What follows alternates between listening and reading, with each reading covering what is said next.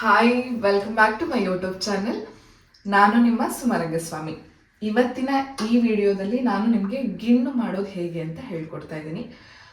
ನಾನು ಮೊದಲನೇ ಸರಿ ಟ್ರೈ ಮಾಡ್ತಿರೋದು. ಸೊ ನಾನು ಹೇಗೆ ಮಾಡ್ತೀನಿ ನಿಮ್ಗೆ ತೋರಿಸ್ತೀನಿ. ಊರಿಗೆ ಹೋಗಿದ್ರಿಂದ ನಮ್ಮ ಅತ್ತೆ ಮನೆಯಲ್ಲಿ, ಅಂದರೆ ಅಪ್ಪನ ಕೊನೆ ಅಕ್ಕನ ಮನೆಯಲ್ಲಿ ಎಮ್ಮೆ ಕರು ಹಾಕಿತ್ತು. ಸೊ ಮೊದಲನೇ ದಿನದ ಹಾಲನ್ನ ಕರೆದಿದ್ದಾರೆ. ಇದು ಗೀಬಾಲು ಅಂತ. ಸ್ವಲ್ಪ ಹಾಕಿದ್ರೆ ಸಾಕು, ಗಿಣ್ಣು ತುಂಬ ಸಾಫ್ಟಾಗಿ ಬರುತ್ತೆ. ಇದು ನೆಕ್ಸ್ಟ್ ಡೇ ಹಾಲು. ಸೊ ಎರಡೂ ಕೂಡ ಎಮ್ಮೆ ಹಾಲನ್ನೇ ಬಳಸಿ ಗಿಣ್ಣು ಮಾಡೋದ್ರಿಂದ ಸ್ವಲ್ಪ ಶೀತದ ಕಂಟೆಂಟ್ ಜಾಸ್ತಿ ಇರುತ್ತೆ. ಎಮ್ಮೆ ಹಾಲು ಸ್ವಲ್ಪ ಶೀತ. ಸೊ ನಿಮಗೆ ಶೀತ ಆಗಲ್ಲ ಅಂತ ಹೇಳೋರು ಹಸುವಿನ ಹಾಲನ್ನ ಮಿಕ್ಸ್ ಮಾಡಿ ಮಾಡ್ಕೋಬಹುದು. ಈ ಗೀಬಾ ಹಾಲಿಗೆ ನೀವು ನಂದಿನಿ ಹಾಲು ಸಿಗುತ್ತಲ್ಲ, ಅದನ್ನ ಆರೆಂಜ್ ಕಲರ್ ಪ್ಯಾಕೆಟ್ ಅಥವಾ ಗ್ರೀನ್ ಕಲರ್ ಪ್ಯಾಕೆಟ್ ಹಾಲನ್ನ ತಂದು ಅದನ್ನ ಯೂಸ್ ಮಾಡಿಕೊಂಡು ಇದನ್ನ ಸ್ವಲ್ಪ ಒಂದು 100 ml ಅಷ್ಟು ಹಾಕ್ಕೊಂಡು ಮಾಡಿದ್ರೆ ತುಂಬ ಚೆನ್ನಾಗಿ ಬರುತ್ತೆ. ಇದು ಸ್ವಲ್ಪನೇ ಹಾಕಿದ್ರೂ ಸಾಕು, ತುಂಬ ಸಾಫ್ಟಾಗಿ ಬರುತ್ತೆ ಗಿಣ್ಣು. ಸೊ ನಾನು ಸ್ವಲ್ಪ ಬೆಲ್ಲ ಇಟ್ಕೊಂಡಿದ್ದೀನಿ. ನಾನು ಸಿಹಿ ಜಾಸ್ತಿ ಇಷ್ಟಪಡೋದ್ರಿಂದ ಬೆಲ್ಲ ಸ್ವಲ್ಪ ಜಾಸ್ತಿ ಇಟ್ಕೊಂಡಿದ್ದೀನಿ. ಇಲ್ಲಿ ಏಲಕ್ಕಿ ಕುಟ್ಟಿ ಪುಡಿ ಮಾಡ್ಕೊಳ್ಳೋದಕ್ಕೆ ಏಲಕ್ಕಿ ಇಟ್ಕೊಂಡಿದ್ದೀನಿ. ಇದಕ್ಕೇನು ಜಾಸ್ತಿ ಇಂಗ್ರೀಡಿಯೆಂಟ್ಸ್ ಬೇಕಾಗೇ ಇಲ್ಲ. ಗೀಬಾ ಹಾಲು ಮತ್ತು ನಾರ್ಮಲ್ ಹಾಲು, ಬೆಲ್ಲ, ಏಲಕ್ಕಿ ಇಷ್ಟೇ. ಮಾಡೋದು ಹೇಗೆ ಅಂತ ತೋರಿಸ್ತಾ ಹೋಗ್ತೀನಿ, ನೋಡೋಣ ಬನ್ನಿ.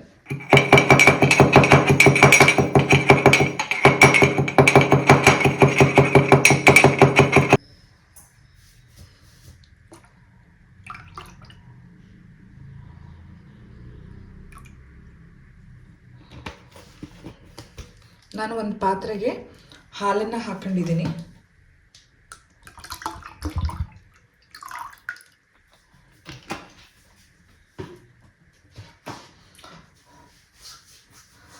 ಈ ಹಾಲನ್ನು ನೀವು ಕಾಯಿಸಿ ಮಾಡುವಂತಹ ಅವಶ್ಯಕತೆ ಇಲ್ಲ. ಇದನ್ನು ನಾವು ಹಬೇಲಿ ಮಾಡ್ತಿರೋದ್ರಿಂದ ಕಾಯಿಸುವಂಥ ಅವಶ್ಯಕತೆ ಇಲ್ಲ. ಇದಕ್ಕೆ ನಾನು 1 ಕಪ್ಪು ಬೆಲ್ಲ ಹಾಕೊತಾ ಇದ್ದೀನಿ. ಬೆಲ್ಲ ನನಗೆ ಸ್ವಲ್ಪ ಸಕ್ಕರೆ ಅಂದರೆ ಸಿಹಿ ಅಂಶ ಜಾಸ್ತಿ ನಾನು ತಿನ್ನೋದ್ರಿಂದ ನಾನು ಸ್ವಲ್ಪ ಜಾಸ್ತಿ ಹಾಕೊತಿದ್ದೀನಿ. ನೀವುಗಳು ನೋಡಿ ಹಾಕ್ಕೊಳ್ಳಿ, ನಿಮಗೆ ಎಷ್ಟು ಪ್ರಮಾಣ ಬೇಕು ಅನ್ನೋದನ್ನು. ಇದಕ್ಕೆ ನಾನು ಸ್ವಲ್ಪ 100 ml ಅಷ್ಟು ಗೀಬಾ ಹಾಲನ್ನು ಹಾಕ್ಕೊಳ್ತಾ ಇದ್ದೀನಿ.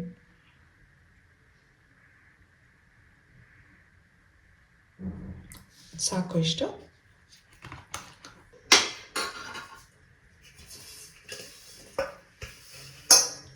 ನಾನು ಈಗ ಗಿಣ್ಣು ಮಾಡ್ತಿರೋ ಪಾತ್ರೆ ಇದು. ಈ ಪಾತ್ರೆಗೆ ಹಾಲನ್ನು ಸೋಸ್ಕೊಳ್ಳೋಣ. ಅಂದರೆ ಏನಾದರೂ ಗಲೀಜು ಏನಾದರೂ ಇತ್ತು ಅಂತ ಹೇಳಿದ್ರೆ, ಅಥವಾ ಗಟ್ಟಿ ಅಂಶ ಏನಾದರೂ ಇತ್ತು ಅಂತ ಹೇಳಿದ್ರೆ ಅದೆಲ್ಲವೂ ಕೂಡ ಇದರಲ್ಲಿ ಬಂದ್ಬಿಡುತ್ತೆ.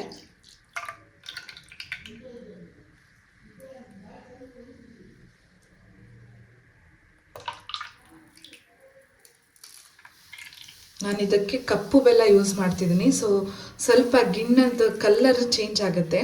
ನನಗೆ ಬಿಳಿ ಬೆಲ್ಲಕ್ಕಿಂತ ಕಪ್ಪು ಬೆಲ್ಲ ತುಂಬ ಇಷ್ಟ ಆಗುತ್ತೆ.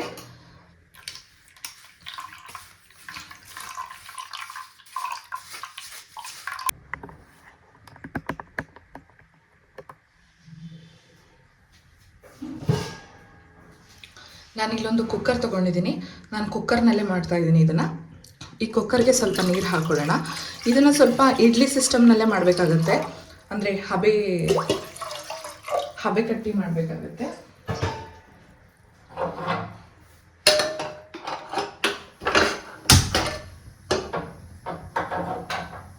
ಇಲ್ಲಿ ನಾನು ಕುಕ್ಕರ್ ತೊಗೊಂಡಿದ್ದೀನಿ. ಈ ಕುಕ್ಕರ್ ಒಳಗಡೆ ನಾನು ಗಿಣ್ಣು ಹಾಲು ಹಾಕ್ಕೊಂಡಿದ್ನಲ್ಲ ಆ ಪಾತ್ರೆನ ಇಡ್ತಿದ್ದೀನಿ. ಇಷ್ಟೇ, ಗಿಣ್ಣು ಹಾಲು ಹಾಕಿರೋ ಪಾತ್ರೆ ಇಟ್ಟಿದ್ದೀನಿ. ಇದರ ಮೇಲೆ ನಾನಿವಾಗ ಏಲಕ್ಕಿ ಪುಡಿಯನ್ನು ಉದುರಿಸ್ತಾ ಇದ್ದೀನಿ.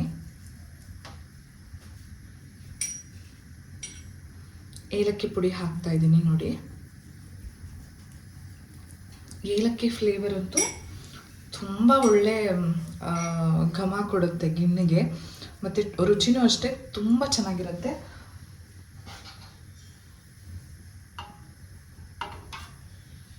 ಈ ಕುಕ್ಕರ್ ಮುಚ್ಚಳಕ್ಕೆ ವಿಷಲ್ನ ಹಾಕೋ ಅವಶ್ಯಕತೆ ಇಲ್ಲ. ಜಸ್ಟ್ ನೀವು ಕುಕ್ಕರ್ನ ಕ್ಲೋಸ್ ಮಾಡಿ 15ರಿಂದ 20 ನಿಮಿಷ ನೀವು ಹೀಗೆ ಕುಕ್ ಮಾಡಿಕೊಂಡ್ರೆ ಸಾಕು, ಗಿಣ್ಣು ರೆಡಿಯಾಗೋಗುತ್ತೆ. ನೋಡೋಣ, ಈ ಗಿಣ್ಣನ್ನು ನೀವು ರೊಟ್ಟಿಗೆ, ಚಪಾತಿಗೆ ಎಲ್ಲ ತುಂಬ ಚೆನ್ನಾಗಿರುತ್ತೆ. ಇದು ನಾನು ಮಾಡ್ತಿರೋದು ಕೇಕ್ ಥರ ಬರುತ್ತೆ. ಕೆಲವರು ಅನ್ನ ಹಾಕಿ ಮಾಡ್ತಾರೆ, ಅವಲಕ್ಕಿ ಹಾಕಿ ಮಾಡ್ತಾರೆ, ತುಂಬ ಕಡೆಯಲ್ಲಿ ತುಂಬ ಥರ ಮಾಡ್ತಾರೆ. ನನಗೆ ಪರ್ಸ್ನಲಿ ಇಷ್ಟ ಆಗೋದು ಈ ಥರದ್ದು ಗಿಣ್ಣು. ನೋಡೋಣ 15 to 20 ಮಿನಿಟ್ಸ್ ಬಿಟ್ಟು ಹೇಗಾಗತ್ತೆ ಅಂತ. ಇದು ಗಿಣ್ಣು ಇವಾಗ ಆಗಿದೆ. ಆ್ಯಕ್ಚುಲಿ ನಾನು ಏನು ಮಾಡಿದ್ದೀನಿ ಅಂತ ಹೇಳಿದ್ರೆ, ನಿಮಗೆ ಲಿಡ್ ಕ್ಲೋಸ್ ಮಾಡಬೇಕಾದ್ರೆ ಈ ಮುಚ್ಚಳ ಹಾಕಬೇಕು ಅನ್ನೋದನ್ನು ತೋರಿಸಿರಲಿಲ್ಲ. ನಾನು ಆಮೇಲೆ ಅಮ್ಮಂಗೆ ಕಾಲ್ ಮಾಡಿದಾಗ ಅಮ್ಮ ಹೇಳಿದ್ರು, ಇಲ್ಲ ಮುಚ್ಚಳ ಕ್ಲೋಸ್ ಮಾಡು, ಇಲ್ಲಾಂದರೆ ನೀರು ಆಗ್ಬಿಡುತ್ತೆ ಅಂತ. ಸೊ ನನ್ನ ಗಿಣ್ಣು ಈ ಥರ ಬಂದಿದೆ. ಸೊ ಫುಲ್ ಏಲಕ್ಕಿ ಎಲ್ಲ ಮೇಲೆ ಬಂದುಬಿಟ್ಟಿದೆ. ನೋಡೋಣ ಹೇಗಿದೆ ಅಂತ ಇರಿ. ಇದು ಬಿಸಿನೇ ಇದೆ. ನಾನಿವಾಗ ತೋರಿಸೋದಕ್ಕೆ ಅಂತ ಹೇಳಿ ಹಾಗೆ ಕಟ್ ಮಾಡ್ತಾ ಇದ್ದೀನಿ. ನಾನು ತುಂಬ ಗಟ್ಟಿ ಹಾಲು ಹಾಕಿರೋದ್ರಿಂದ ಸ್ವಲ್ಪ ಅದು ಮೇಲ್ಗಡೆ ಇದಾಗಿದೆ.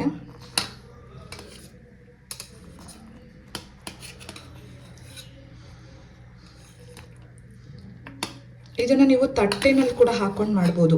ಈ ದೊಡ್ಡ ದೊಡ್ಡ ತಟ್ಟೆ ಇಡ್ಲಿ ಮಾಡ್ತೀರಲ್ಲ, ಆ ಥರ ಪ್ಲೇಟ್ಸ್ಗಳಿಗೆಲ್ಲ ಹಾಕ್ಕೊಂಡು ಕೂಡ ಮಾಡ್ಬೋದು. ತುಂಬ ಚೆನ್ನಾಗಿ ಬರುತ್ತೆ.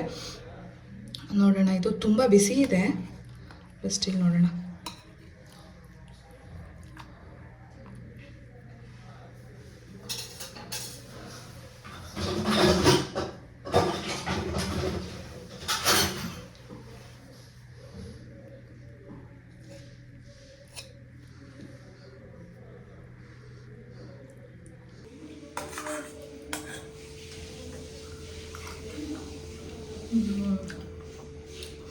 ನಾನು ಇದು ಕುಕ್ಕರ್ ಓಪನ್ ಮಾಡಿದ ತಕ್ಷಣವೇ ಇದ್ರ ಶೇಪೆಲ್ಲ ನೋಡ್ಬಿಟ್ಟು ಅಮ್ಮ ಮಾಡಿದ ಥರ ಬರ್ದಿಲ್ವಲ್ಲ, ಏನಾಗೋಗ್ಬಿಟ್ಟಿದೆ, ಹಾಳಾಗೋಗ್ಬಿಟ್ಟಿದ್ಯಾ ಹಾಲು ಅಂತೆಲ್ಲ ಯೋಚನೆ ಮಾಡಿದೆ. ಹಾಳಾಗಿಲ್ಲ, ತುಂಬ ಚೆನ್ನಾಗಿದೆ ಟೇಸ್ಟು. ಬಟ್ ಏನಂದರೆ ಶೇಪ್ಸ್ ಚೇಂಜ್ ಆಗಿದೆ. ಬಿಕಾಸ್ ನಾನು ಅದು ಹಾಲು ಹಾಕ್ಬಿಟ್ಟು ತುಂಬ ಕದಡ್ಬಿಟ್ಟೆ ಅಲ್ವಾ, ಅದಕ್ಕೆ ಶೇಪ್ ಚೇಂಜ್ ಆಗಿದೆ ಅಂತ ಅನಿಸುತ್ತೆ. ಅಮ್ಮನ ಹತ್ರ ಇನ್ನೊಂದ್ಸರಿ ಕೇಳಿಕೊಂಡು, ಇನ್ನೊಂದು ಸ್ವಲ್ಪ ಹಾಲು ಹಾಗೆ ಎತ್ತಿಟ್ಟಿದ್ದೀನಿ. ಅಮ್ಮನ ಹತ್ರ ಇನ್ನೊಂದ್ಸರಿ ಕೇಳಿಕೊಂಡು ಇನ್ನೊಂದು ದಿವಸ ಮಾಡ್ತೀನಿ, ಅಂದರೆ ಒಂದು 2-3 ಡೇಸ್ ಬಿಟ್ಟು ಮಾಡ್ತೀನಿ. ಆವಾಗ ಹೇಗೆ ಬರುತ್ತೆ ನೋಡೋಣ. ಫಸ್ಟ್ ಅಟೆಂಪ್ಟು ನಾಟ್ ಬ್ಯಾಡ್, ತಿನ್ನೋದಕ್ಕಂತೂ ತುಂಬ ಚೆನ್ನಾಗಿದೆ. ಶೇಪ್ ಸ್ವಲ್ಪ ಇಂಪ್ರೂವ್ಮೆಂಟ್ ಆಗಬೇಕು, ನೋಡೋಣ. ನೀವು ನಿಮ್ಮ ಮನೆಯಲ್ಲಿ ಹೀಗೆ ಮಾಡ್ತೀರಾ ಅಥವಾ ನಾನು ಮಾಡಿದ್ರಲ್ಲಿ ಏನಾದರೂ ತಪ್ಪಿತ್ತಾ ಕಮೆಂಟ್ ಮಾಡಿ. ವಿಡಿಯೋ ಇಷ್ಟ ಆಯಿತು ಅಂದರೆ ಶೇರ್ ಮಾಡಿ, ಲೈಕ್ ಮಾಡಿ, ಹಾಗೆ ಸಬ್ಸ್ಕ್ರೈಬ್ ಮಾಡೋದನ್ನ ಮರಿಬೇಡಿ. Thank you.